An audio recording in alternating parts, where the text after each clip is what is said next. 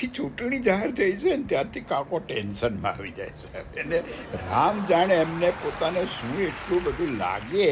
અરે અરે અરે સાંભળે છે, આપણી બધી વાત સાંભળે છે. કેમ કાકા, શું થયું?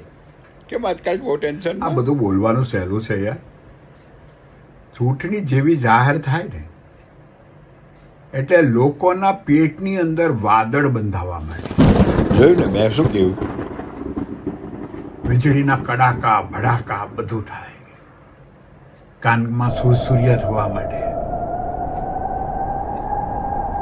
અરે જેવી ચૂંટણી જાહેર થાય એટલે કૂતરાઓ પણ ચૂંટણીમાં ઉભા રહેવા તૈયાર થઈ જાય અને ગધેડાઓ પણ ઉભા રહેવા તૈયાર. આવડત હોય કે ના હોય, કૂતરાને એમ કે હું સમાજનું વફાદાર પ્રાણી છે, આ એક જ ગુણ. ગધેડાને એમ કે હું પણ માલિકનો વફાદાર છું, પણ શ્રમજીવી છું, એટલે સત્તા તો મને જ મળવી જોઈએ. ઝઘડો થયો યાર બંને વચ્ચે, તો ભયંકર ઝઘડો થયો. પછી એક વચ્ચે સારો માણસ પડ્યો અને એવું સોલ્યુશન લાવ્યા કે આ બાજુનું ગામ છે ને, ત્યાં હનુમાનજીની ડેરી છે, ત્યાં સુધી દરેકે દોડવાનું, જે વહેલો પહોંચે એને સત્તા ઉપર બેસાડવાનું.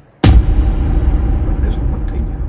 કૂતરું તો ગેલમાં આવી ગયું, દોડવામાં પાકું ને, અને ગધેડાથી દોડાય નહીં.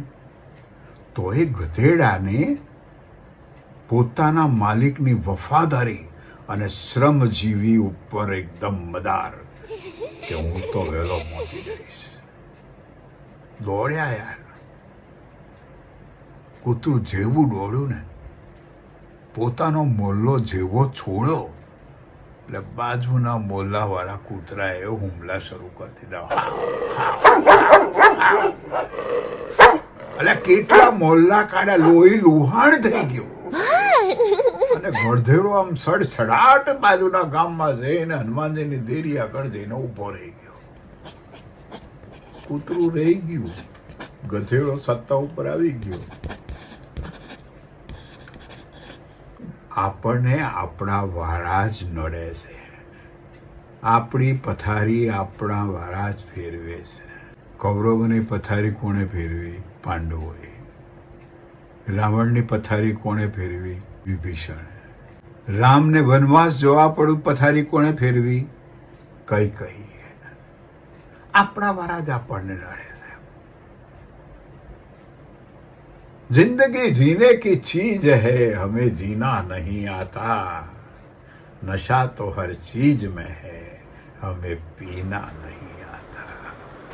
વાહ કાકા વાહ, તે તબલા વગાડ જોરથી વગાડ.